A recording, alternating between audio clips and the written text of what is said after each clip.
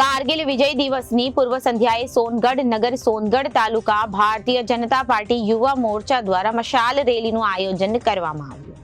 કારગિલ વિજય દિવસની પૂર્વ સંધ્યાએ સોનગઢ નગર સોનગઢ તાલુકાના ભારતીય જનતા પાર્ટી યુવા મોરચા દ્વારા આયોજિત મશાલ રેલીમાં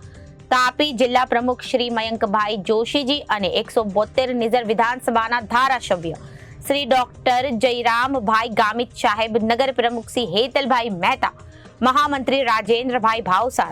મિતુલભાઈ ગામિત, છેલ્લા પ્રમુખ શ્રી જિગ્નેશભાઈ ડોનવાડા, જિલ્લા મંત્રી શ્રી સંજયભાઈ, તાલુકા પ્રમુખ શ્રી વિક્રમભાઈ, તાલુકા મહામંત્રી શ્રી શાંતિલાલભાઈ, સોનગઢ નગરપાલિકા પ્રમુખ શ્રી ટપ્પુભાઈ,